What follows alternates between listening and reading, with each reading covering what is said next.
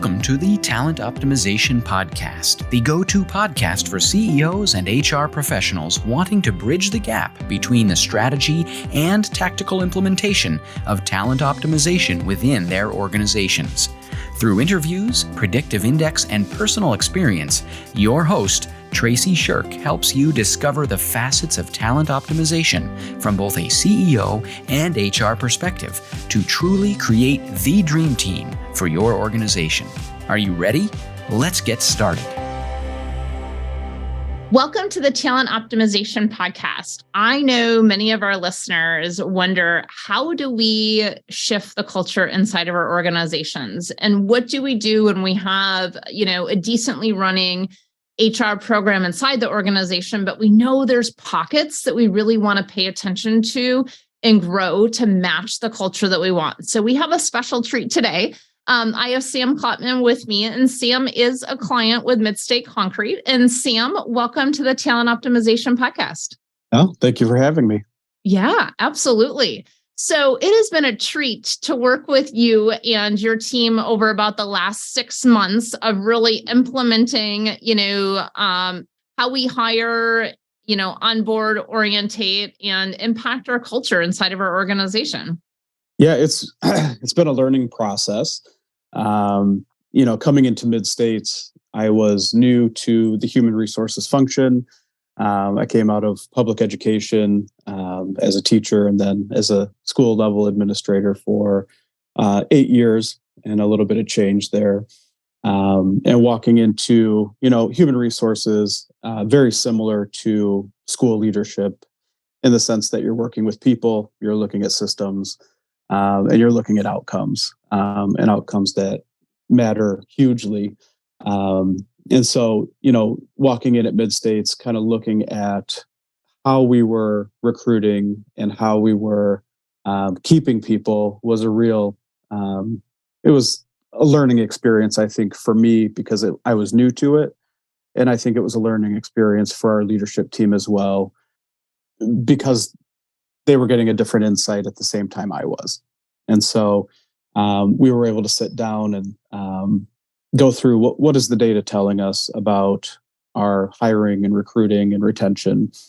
And what that story was telling us is that we had a lot of things that we needed to improve, and we were spending a lot of money with no return on investment.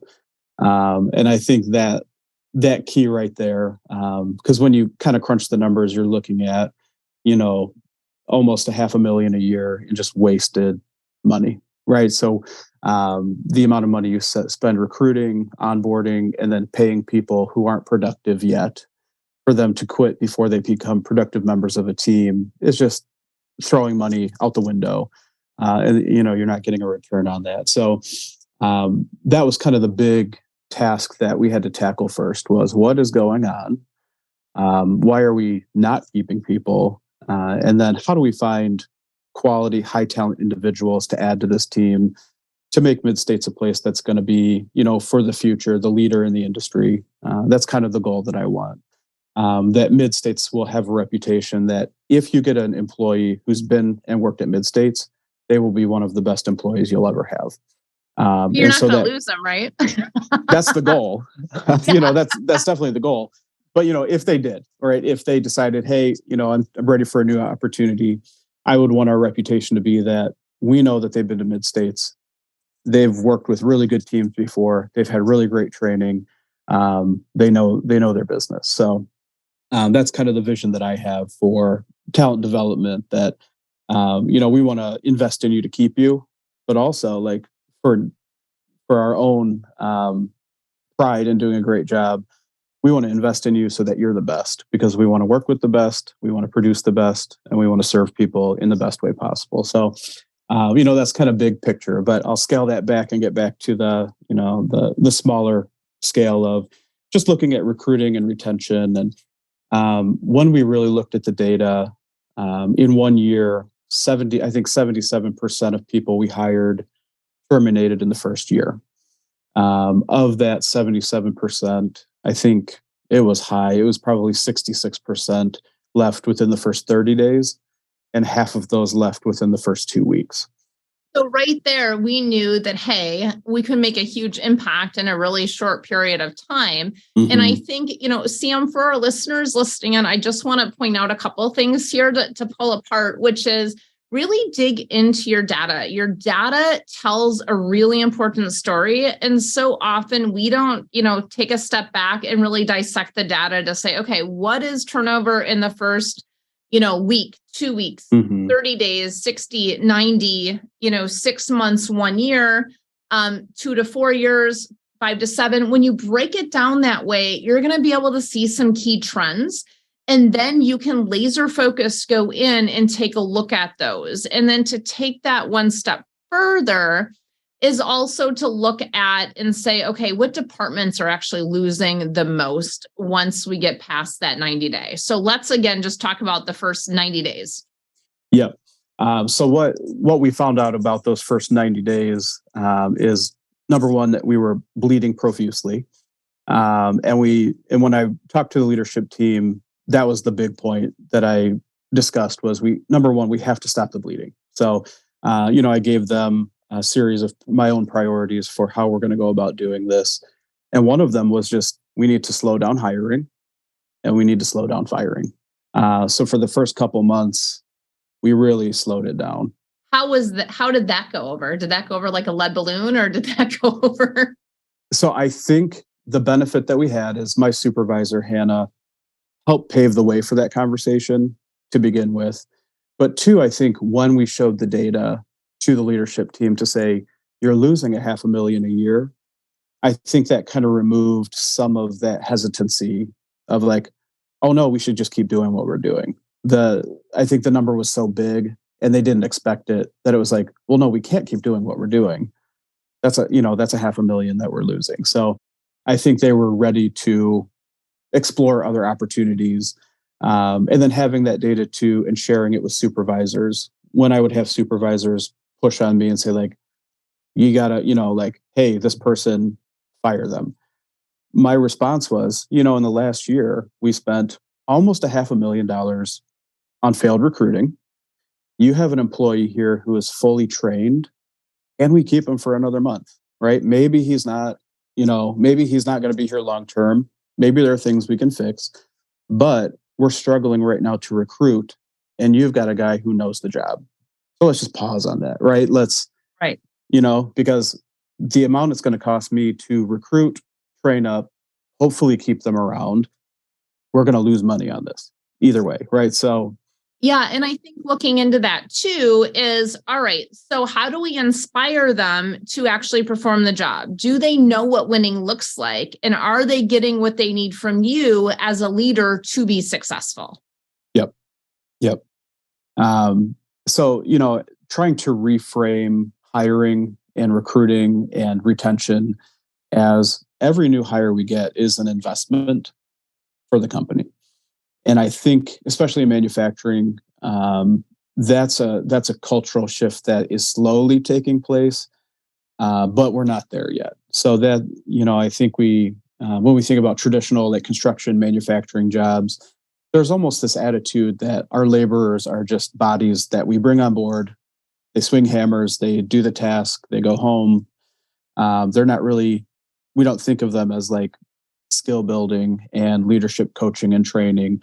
And so one of the big things too that we started doing is, and I started telling all of the people I interviewed was, I'm not looking for somebody to swing a hammer. Anybody can do that, right? I'm looking for talent. And so I told them, a lot of people don't consider concrete laborer as a talent position, but that's absolutely wrong. Because what you're bringing to my team is innovation and leadership and ability to mentor and the ability to coach and grow. Because in 10 years, when we're looking for a new foreman, or maybe that's 5 years, right? Who are we going to draw on if we're not attracting talent? And so that's kind of the drum I've been beating is we have to find talent who also have the skills of construction, or we just need the right attitudes that we can teach the skills to. Because to me, that's where it all comes from. Right. So what I love what you're saying, and I'm just going to kind of break this down into a couple steps, is we look at what is the mindset of every individual in the organization. So your leadership team is, hey, are we hiring warm bodies because you need somebody, or are we hiring leaders into the organization that are going to have an impact in the long-term success of Midstate, right? So that's the culture shift. And then during that interview and hiring process, we're planting the seeds for talent pathways through the organization for their growth versus, hey, you're going to come into this position, you're going to be stuck here forever. Good luck, have fun, right? Yep. So what I'm hearing you say and what I've seen, kind of what I've seen you do over the last 6 months is get really specific about the behaviors that you're looking to hire in the organization, and then built that into the interview questions and actually start to empower your leadership team to do those interviews versus HR doing those interviews. Do you want to talk a little bit about that? I would love to talk about that. Yeah. When we, my ideal is, there are really two things that kind of guide me. Number one is alignment. My vision for an organization is that you're aligned from the top to the bottom. And I say this occasionally, that every swing of the hammer, if I'm a laborer, I should know how that swing of that hammer fits into the total picture of what the vision and the value is for the company. Are we there yet? Absolutely not. We've got a long way to go. But to me, that's where I want to go. And so with that, the second thing is empowerment. I want supervisors to have the capacity to make great decisions in hiring. And then I want human resources to be there to support them when they need that support, right? So part of our process is, we just recently did a training with one of the departments. We're starting small, just focused on one department. And so one of my goals for this quarter was to kind of revamp and revise our interview process. When I came in, things were just fast paced, getting things done. We've slowed down a little bit, so I have a little bit of time to kind of think through, and thinking through, having done the hire program, looking at some of those templates and the structures and the things that we wanted to start thinking about that really helped. But the first thing I did is I went to the supervisors and I just had one-on-one interviews with each of them. And I said, what is it you're looking for? What is the most important thing to you when you see a new hire? What are some of the behaviors or skills that you see that are a good predictor of success at Mid-States? And we had about 5 or 6 questions, and just have the supervisors tell us what is it that you value and what is it that you want. And that was a great time for us to say, and kind of engage them in the conversation of, like, I'm sure as a supervisor, you've looked at some of the people I brought in and thought, like, what the hell is he doing? Right? Because that's the nature of recruiting. Like, I can interview you. I can think you're a really great worker. And then you get out to the floor with supervisors who have no input, and they think, well, what? This guy doesn't know what he's doing. Right? And I'm telling them, this is the best I could get. Right? I'm really excited. This is great. And so being able to have that conversation too, like, if you're not happy with what I'm bringing you, then we need to talk about what I'm bringing you. Right? And that sounds very objective. That's not my attitude. Rather, who I'm bringing you, but. Right. And I think that this goes back to the job assessment, which is essentially like, hey, what do you need for this job, from the behaviors, the attitudes, the skill sets? Mm-hmm. And so for our listeners, if you go back to podcast number 120, we, discussed job assessments in detail within that episode, and going through the hire program. I know that you've done a lot of that, Sam, and that's essentially kind of what I'm hearing is, hey, we're having the conversation about what does each job need, but also what do we need from a cultural standpoint for any employee coming into Midstate? Yep. And so I think the good news from the supervisor interviews is that I was not surprised by what they told me. Right. That was good news. What was interesting, what was salient, is the most important things that every supervisor said had nothing to do with the ability to work in construction. It wasn't reading a tape measure. It wasn't blueprint reading. It wasn't working with concrete. It was, we're looking for somebody who wants to work hard. We're looking for someone who takes ownership of if they made a mistake, they're going to try to fix it or find a solution. We want somebody that wants to be here and wants to advance. And for me, that was a big like aha moment, if I could put it that way, of like, okay, like in the past, my interpretation of what supervisors wanted was extremely one dimensional because what I had gotten was they just need to be able to read a blueprint and a tape measure. Mm-hmm. And what I'm hearing for them is that's not the most important. We're looking for the right attitude because I can teach you how to read a tape measure.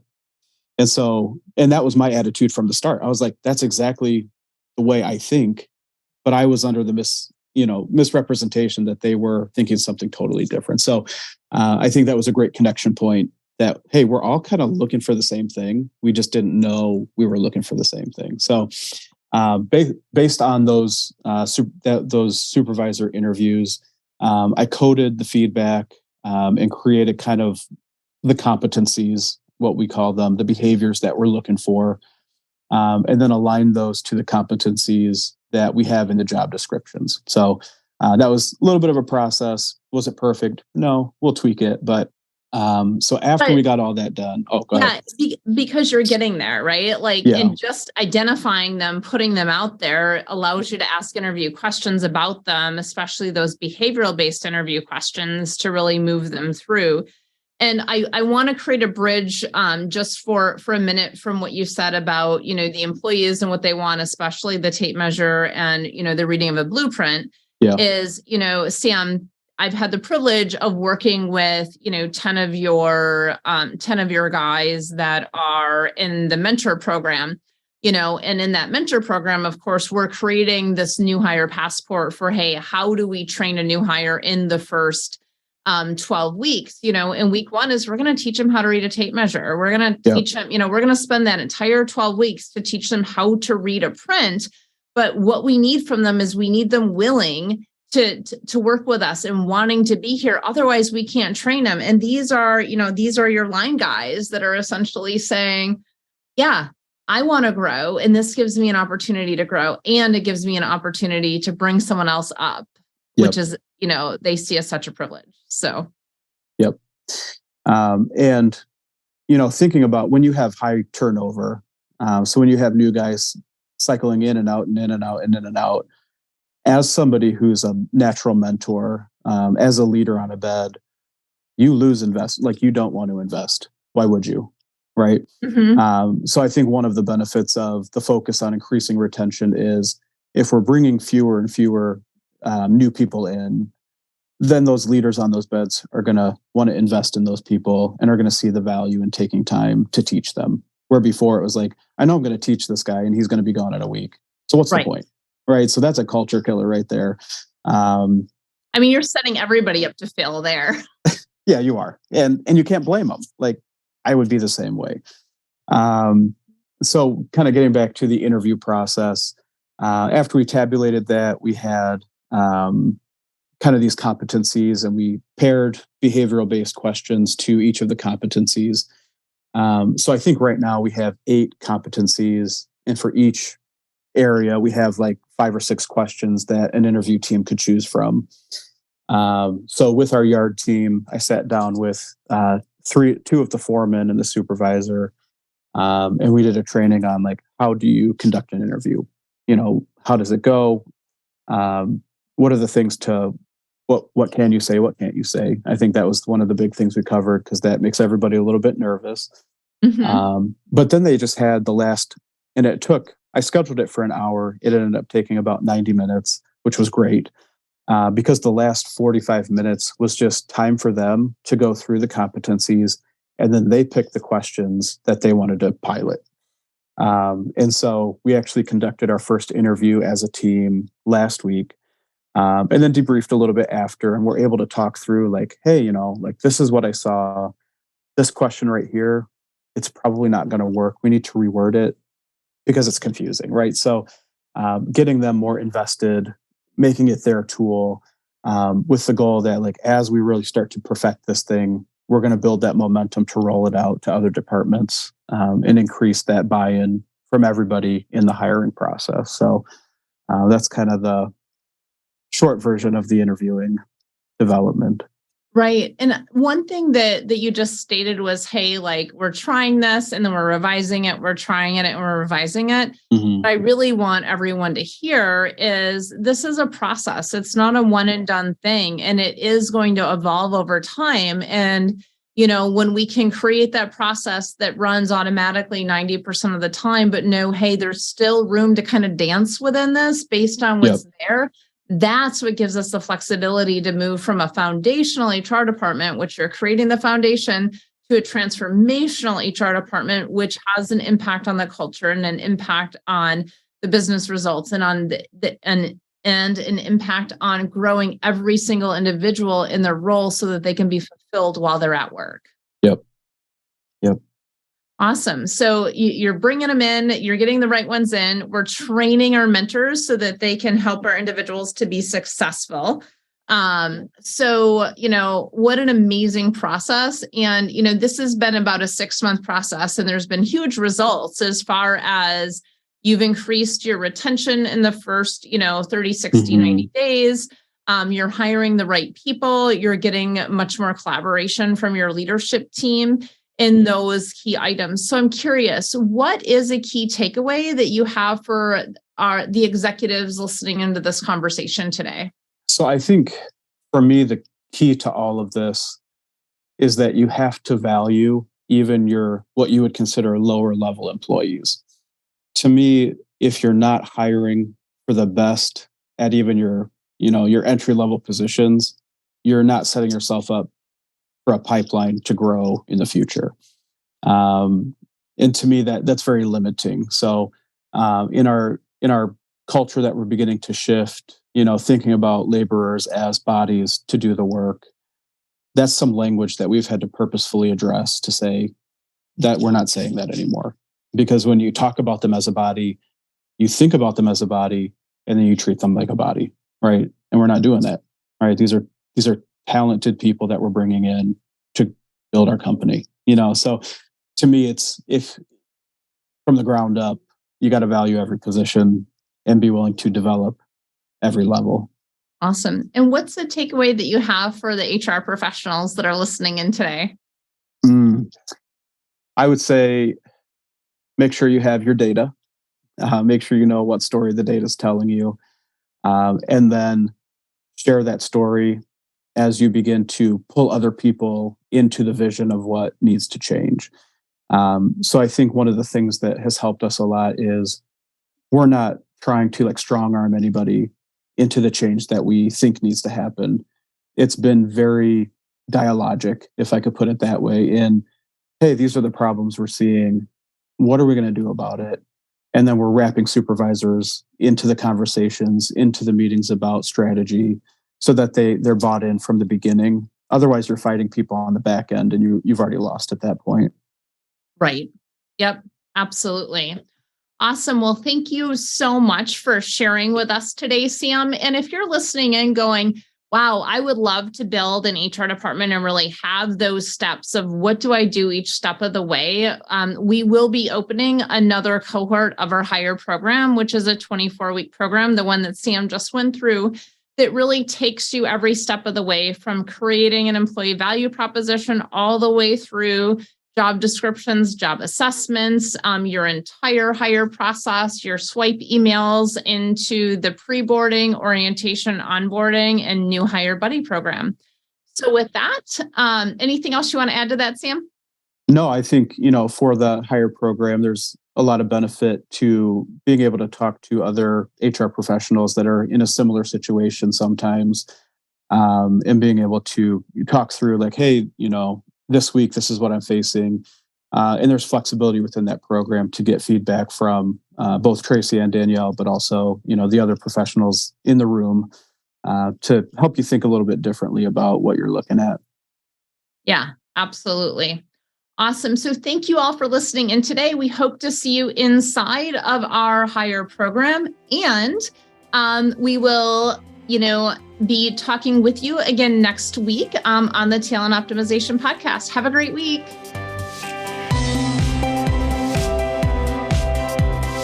Thank you for joining us on this episode of the Talent Optimization Podcast. You'll find more tools and resources for CEOs and HR professionals looking to bridge the strategies versus implementation gap of talent optimization at elevatedtalentconsulting.com. We've also created a free, valuable resource for you to begin bridging the gap called the Talent Optimization Foundation Membership Program. You can access it for free at elevatedtalentconsulting.com/foundation. Be sure to tune in next week for another episode to learn more about talent optimization and creating a dream team for your organization.